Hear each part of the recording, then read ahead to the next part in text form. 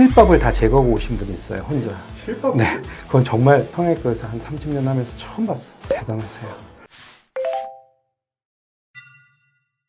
근데 제가 참고를 몇 번 해봤거든요. 네. 다른 병원 원장님들 이렇게 고객분들한테 잘 보이려면 자신감 뿜뿜하고 막 좀 약간 잘난 체해야 되던데. 근데 나는 그게 보통 좀 안 돼서 소극적으로 들어가는 인터뷰 될까봐 좀 걱정이긴 해요. 사실 환자 상담할 때도 약간 그런 성향이 있으니까 혹시라도 이게 나중에 내가 신뢰가 되는 말 아니면은 내가 허언 같은 걸로 밝혀질 말들은 안 하고 싶으니까 좀 확정적이지 않게 얘기하는 경우들도 있을 수 있고 조심스러워요. 이게 어디든 그렇겠지만 진짜 이 환자 말 안 듣네 이런 분들 좀 있었나요?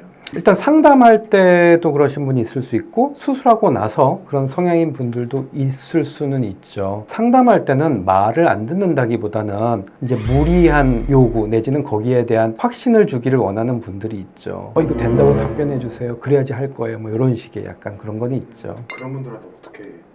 특별히 그런 분들이라고 어떻게 하는 게 아니라 제 생각, 그것도 주관적일 수밖에 없어요. 내 생각을 얘기하는 것도. 근데 하지만 내 경험이 담겨서 그 판단 하에 이룰 수 있는 결과를 잘 이해시키려고 하는 거죠. 그러니까 일종의 가이드라인을 주려고 하는 거예요. 환자가 기대치에 대해서. 이런 경우도 있을 것 같아요. 수술 끝나고 이런 거 하지 말라 그랬는데 안 지켜가지고 좀 있죠. 사고가 나고. 큰 사고는 다행히도 없었는데 뜨악하는 경우들은 뭐 이런 거죠. 우리가 코 수술을 하게 되면 보통 일주일 정도는 코에 테이프라든지 부목을 내기도 해요. 스스로 떼고 오시는 분들 뭐 이제 뭐 여러 가지 이유들을 얘기는 하세요. 뭐 젖어서 떼었다, 뭐 오늘 떼었다 그러는데 아닌 경우도 있고. 근데 실제로 그게 대단히 문제가 된 경우는 없었는데 이제 그렇게 하시는 분도 있고. 가장 놀랐던 거는 실밥을 다 제거하고 오신 분이 있어요, 혼자. 실밥? 네, 그건 정말 성형외과에서 한 30년 하면서 처음 봤어. 그 본인이 직접 네, 그래서 어떻게 했냐고 물어봤더니 거울 보면서 했다고 하시더라고. 대단하세요.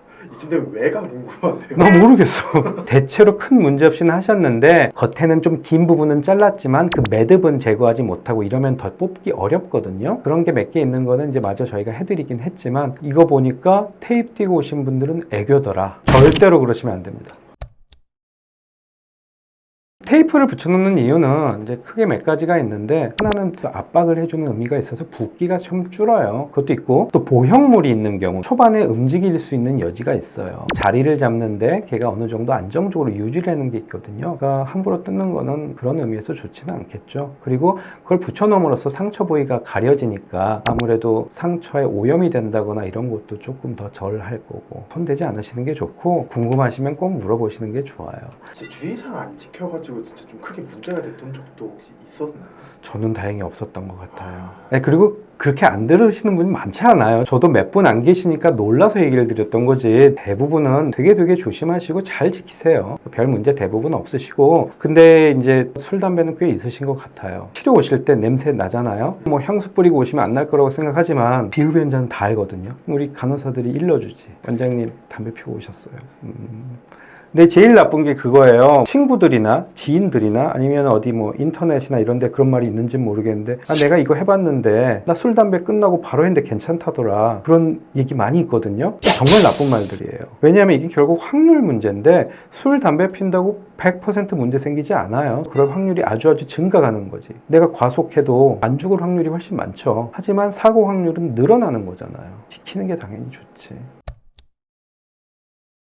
또 뭐 코 성형뿐만이 아닐 수 있을 텐데 조금 덜 부으려면 초반에 얼음찜질은 저는 중요하다고 생각을 해요. 그래서 처음 한 2, 3일 정도는 얼음찜질을 열심히 하는 게 이제 우리 몸에 혈관이 확장돼 있던 것들이 줄어들고 이러면서 아무래도 초반 붓기를 가장 줄이는 중요한 역할이 되겠죠. 그리고 이거는 또 많이 여쭤보세요. 저 잘 때 앉아서 자야 되나요? 저는 개인적으로 잘 때는 그냥 편하게 주무세요 그래요. 그냥 이론적으로는 우리 수술한 부위가 심장보다 높은 위치에 있는 게 좋아요. 왜냐면 붓기라는 게 내려가는 거니까. 그래서 상체가 더 위에 있는 게 좋은데 그럼 굳이 그걸 앉아서 주무시는 분들이 있고 이런데 그게 본인 몸 컨디션에도 더 나쁘고 그냥 주무실 땐 편히 주무시고 대신 낮 시간에는 소파에 이렇게 기대어 있다거나 이러는 게 더 좋아요 정도지. 하루 종일 뭐 12시간, 24시간 누워 있는 건 좋진 않겠죠. 잘 때만큼은 편하게 주무시라. 얘기를 하는 거고, 또 이렇게 또 알고 계신 분들이 있어요. 그러면 잘 때 나는 좀 베개를 높은 걸 하고 자면 좀 낫지 않나요? 그것도 별로 좋은 방법은 아닌 것 같아요. 아예 베개 없이 평평하게 눕는 것보다는 베개 쓰는 게 좋은데 본인이 쓰시던 베개 정도를 얘기하는 거지, 너무 높은 베개를 쓰면요 고개가 이렇게 꺾이게 되잖아요. 그러면 오히려 이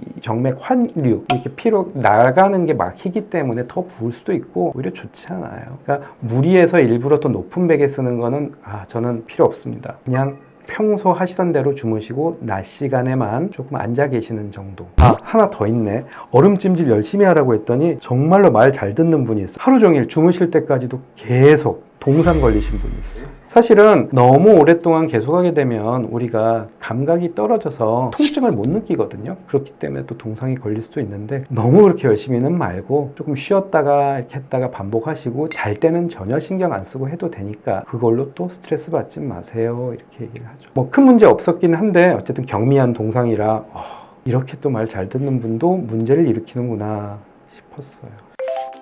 오늘은 코 성형 후에 일반적인 주의사항에 대해서 간략히 말씀을 드렸고요. 이거는 병원마다 선생님들이 권유해 주신 사항이 조금씩 다를 수는 있으니까 각각의 지침을 잘 따르시는 게 더 좋겠죠. 이상입니다.